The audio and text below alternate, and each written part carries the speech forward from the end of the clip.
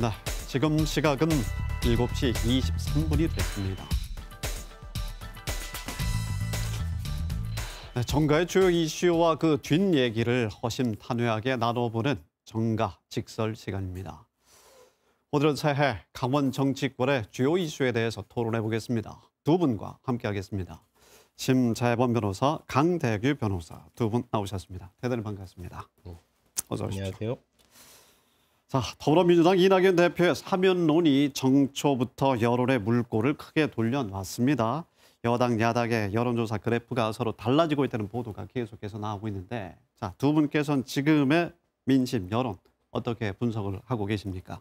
지난해 치러진 4월에 치러진 총선 이제 결과를 보면 각각의 이제 비례 위성 정당의 득표율이 33%대로 거의 유사했습니다. 그걸 기준으로 했을 때는 뭐 ARS 그 조사 방식인지 전화 면접 방식인지에 따라 가지고 차이가 있기 때문에 무응답층까지 고려를 했을 때는 뭐 의미 있는 변화는 없어 보입니다. 근데 다만 이제 그 의미가 있는 것은 민주당에서는 중도층이 일부 이탈을 하는 것으로 보여지고 국민의힘은 지지층을 일부 결집을 하는 것으로 보여집니다. 다만 국민의힘의 경우에도 뭐 외연을 확장하거나 그런 기세는 안 보이고 있습니다. 근데 중요한 거는 정당의 지지율보다는 대통령에 대한 국정 지지율입니다. 네. 국정 지지율은 정당 지지율에 선행하는 지표입니다. 그리고 정당 지지율에 반영되지 않은 그 중도층의 민심이 어느 정도 반영이 되게 돼 있습니다. 근데 지금 현재 대통령의 국정 지지율이 작년 연초에 비해 가지고 상당 부분 하락세에 있습니다. 네. 그동안에 보면 가장 국정 지지율이 높았을 때가 작년 5월경이었습니다. 그때 국정 지지율이 한 70%였고 그리고 그 이전에 조국 사태 때 한 지금과 같은 30% 후반대에서 40% 초반대였습니다. 그리고 작년 8월에도 부동산 정책 문제가 불거졌을 때도 지금과 같은 지지율이었습니다. 그렇다고 본다면 향후에 있을 부동산 정책이라든가 그리고 도덕성에 대한 국민들의 신뢰를 회복하느냐 그리고 코로나 사태가 앞으로 어떤 식으로 펼쳐나가느냐에 따라 가지고 국정 지지율은 충분히 변화가 가능할 것으로 보여집니다. 네.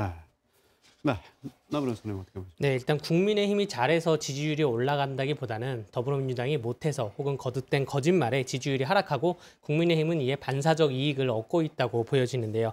더불어민주당이 집권 이후에 한 크게 두 가지 거짓말을 정리해 본다면 지난 총선에서 비례정당은 꼼수 정당이라고 참여하지 않겠다고 했다가 비례정당을 창당을 했고 또 재보궐선거에 귀책 사유가 있으면 후보자를 내지 않겠다고 당원 당규에 정해놨고 대대적으로 홍보를 했는데 이번 서울시장, 부산시장 보궐선거에 후보를 내려고 한다는 거 이런 크게 거짓말 두 가지가 있습니다. 또 부동산 정책이나 방역 시스템에 대해서 자아자찬을 했는데 국민들의 피부에는 크게 와닿지 않고요. 저는 이런 지지율 하락이 가속화될 것이라고 보는데 20, 30대 젊은 층과 자영업자들이 그동안 더불어민주당의 탄탄한 지지층이었는데 그것은 기존의 국민의힘이 정권을 차지하고 있을 때 기득권을 비호하는 세력이 아니냐 그런 것 때문에 반감에 의해서 더불어민주당을 지지한 것이었는데 더불어민주당이 집권을 하고 나서 더불어민주당도 기득권을 보호하는 그런 정당이 된 것이 아니냐 이런 실망감과 함께 또 코로나19 사태에 대한 대처에 대한 뭐 불안감, 불만 이런 것 때문에 지지율이 계속 하락할 것이라고 보여집니다. 결국 뭐 중도층의 이제 민심이 중요한데 그 민주당에서 이탈한 중도층의 민심이 아직까지는 국민의힘으로 가지는 않고 있습니다. 국민의힘이 갖고 있는 그 비호감에 대해서 아직 개선의 여지가 없어 보이고 그리고 이럴 경우에는 새로운 인물이 등장을 해서 그 인물이 중도층을 흡수하게 되는 경우가 있는데 그런 식의 어떤 새로운 인물도 보이지가 않습니다. 지금 유력한 야권 대선 후보도 현 정부의 검찰총장이고 서울시장 후보로 거론되는 유력한 후보도 당 외 인사입니다. 따라서 이런 부분이 앞으로 국민의힘이 좀 극복을 해야 되는 부분이 아닌가 싶습니다. 네. 이번에 대해서 덧붙이실 말씀? 네, 동감하고 있습니다. 알겠습니다. 자, 강원 도정과 또 우리 지역 정치에 대해서 좀 살펴보도록 하겠습니다. 도정 1년 반 정도 최무선 도정의 기간이 지금 남아 있습니다. 그런데요, 시간표를 보면 20대 대선이 내년 3월 9일, 14개월 정도 남았죠. 지방선거는 6월 1일입니다. 자, 이렇게 본다면 한쪽에서는 레임덕을 예상하고 한쪽에서는 또 방지하려고 노력을 할 텐데 강원 도내 상황을 두 분께서는 어떻게 보고 계십니까? 예, 도내 언론사가 작년 말에 여론조사 기관에 의뢰한 강원도 도지사 도정 수행평가를 살펴보면 매우 잘하고 있다가 6.1%, 잘하는 편에다가 50.4%에서 긍정이 56.5%입니다. 과반 이상이 도지사의 도정 수행에 대해서 긍정 평가를 던졌고요. 특이한 것은 국민의힘 지지층에서도 네. 49.1%가 현재 도지사가 잘하고 있다라고 긍정표를 던졌습니다. 그동안 여러 가지 논란이 있었음에도 불구하고 3선 임기 말에 정치인이 이렇게 평가를 받는다는 것은 굉장히 선방하고 있는 것인데 사실 여론조사 결과와 다르게 최문순 도정에 어떠한 큰 업적이 무엇이 있느냐, 뭐 긍정적인 업적이 무엇이 있느냐라고 생각을 해보면 딱히 떠오르는 것은 없습니다. 작년 뭐 감자 완판남이냐, 뭐 이벤트식 이런 네. 접근 혹은 친근감 있는 특유의 스킨십이 도민의 마음을 좀 달래고 있는 것이라 보여지고요.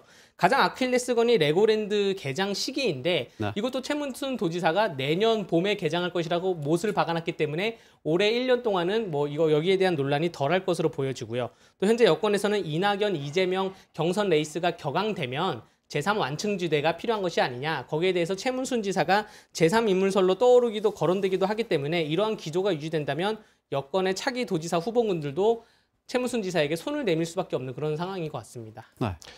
그 레임덕은 보통 그 후발 주자가 두각을 나타내거나 뭐 의회 장악력이 떨어졌을 때 이제 발생을 하게 됩니다. 근데 지금 봤을 때는 뭐 강원도지사 후보로 뭐 물망에 오르시는 분들도 아직 미미한 상태고요. 그리고 도의회도 민주당이 지금 장악을 하고 있습니다. 무엇보다도 지금 그 최문순 지사 같은 경우에는 3선 이후에도 정치적인 입지가 좀 있을 것으로 보여집니다. 실질적으로 예전에 뭐 일부 여론조사에서는 네. 대선 후보권으로 조사도 이루어졌었고요.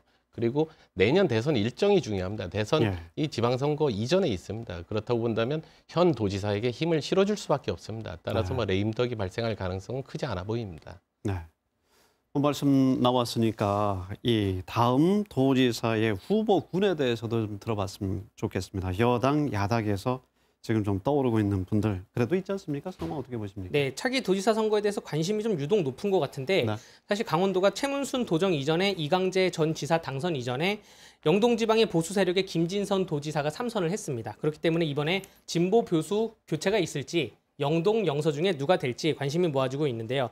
중앙선거 여론조사 심의위원회에 올라온 여론조사를 보면 여권에서는 뭐 이강재 의원, 홍남기 장관, 정만호 수석, 원창문 시장, 육동환 원장, 야권에서는 권성동 의원, 김진태 전 의원, 김상표 전 부지사 등이 주요 후보군으로 오르는데 이 후보군들 중에서 특출나게 지지율이 앞장서고 있는 분들은 아직 없고요. 중요한 것들은 이분들을 후보군으로 해서 여론조사를 돌리면 도민의 절반 정도가 적합한 후보가 없다, 적합한 인물이 없다, 모르겠다 이렇게 답변을 하고 있습니다. 도민들이 새로운 인물을 원한다는 것인데 이 후보군에는 없으나 지역 정가에서 하마평에 조심스럽게 오르는 사람이 황상무 전 앵커나 박정아 전 청와대 대변인 등이 또 있습니다. 아직 변수가 많아서 지켜봐야 하겠고요. 다만 도내 현역 정치인들은 이 도민들의 절반가량이 도내에는 인물이 없다고 말을 하는 이 지표에 대해서 좀 되돌아봐야 할 것이라고 보여집니다. 네, 네. 중요한 것은 이제 내년 그 대선과 지방선거의 일정입니다. 그 대통령 선거가 먼저 치러지기 때문에 그 영향이 지방선거에 당연히 미칠 거고요. 지방선거에 어떤 후보를 내세우냐에 따라 가지고 그 면면이 대통령 선거에도 당연히 영향을 미칠 수밖에 없습니다. 따라서 각 당은 대단히 강력한 후보를 내세울 수밖에 없습니다. 사실상 지방선거 후보를 통해 가지고 대선에서의 어떤 전위대 역할을 할 수 있는 인물을 내세워야 된답니다. 네. 그렇다고 본다면 지금 전국적인 인지도, 지역적인 어떤 인물보다는 전국적인 인지도를 가진 정치인 후보를 내세울 가능성이 상당히 높습니다. 더군다나 지금처럼 팽팽하게 균형이 이루어지고 어느 한쪽으로 쏠리지 않는다면 강력한 지금 현역 의원들이라든가 빅매치가 형성될 가능성도 커 보입니다. 그렇군요. 아직 시간이 좀 많이 남아있는 상황입니다. 네, 두 변호사님과 함께 이제 2021년 강원 정치권의 이슈를 좀 전망해 볼 텐데 도내 이슈는 물론이고 또 연동이 되어 있는 국회의원들의 좀 상황까지 짚어봤으면 좋겠습니다. 자, 야당 중진이죠. 권성동 의원 오는 5월에 원내대표가 될 수 있을까도 궁금하고요. 철도망, 도로망 이딴 호재로 이광재 또 허영 의원의 뭐 행보에도 관심이 지금 모아지고 있고요. 자, 도내 정치권의 이슈 두 분 앞으로 어떻게 전망을 하십니까? 네, 큰 변호사님부터. 네, 일단 뭐 권성동 의원의 원내대표 선거에 대해서 점을 쳐보자면 원내대표 선거가 올해 5월에 있습니다. 5월. 예, 4월에 보궐선거가 있고요. 9월, 10월까지, 11월까지는 대통령 경선을 할 것이고 그 대선 전국으로 들어가게 되는데 권성동 의원의 역량이나 당내 지지를 봤을 때 충분히 원내대표를 소화할 수 있는 가능성은 있지만 다만 이 의원들 사이의 투표이기 때문에 서울, 부산, 재보궐 선거판에서 의원들로부터 얼마나 많은 그 표를 얻을 수 있을지 네. 해당 지역 의원들을 얼마나 설득할 수 있을지는 좀 두고 봐야 할 것입니다. 네. 예, 그 권성동 의원 같은 경우 뭐 사선 중진 의원이고 충분히 선수로 봐서는 뭐 자격이 충분한 것으로 보여집니다. 그런데 문제는 당내 카르텔이 형성이 된다라는 것입니다. 따라서 뭐 지역적인 기반이 있다라든가 어떤 계파가 있다라든가 이래야지 원내대표가 될 수가 있습니다. 그렇다고 본다면 역대 이제 그 원내대표들 같은 경우는 수도권 아니면 영남권에서 집중이 되었습니다. 따라서 뭐 지금 권성동 의원 같은 경우에는 지역 의원 수도 적을 뿐만 아니라 뭐 특정한 계파를 가지고 있지도 않아서 좀 원내대표로 선출되기는 어렵지 않나 그렇게 조심스럽게 예상이 됩니다. 알겠습니다.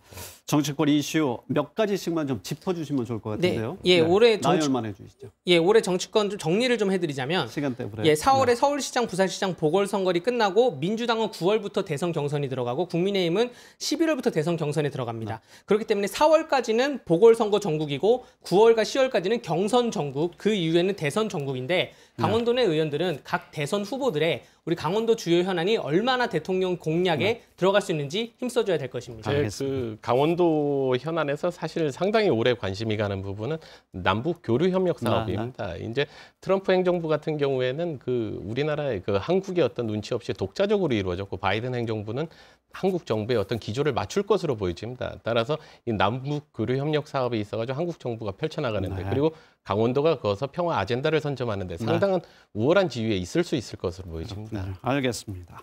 강대규 변호사, 심재범 변호사 두 분 대단히 고맙습니다.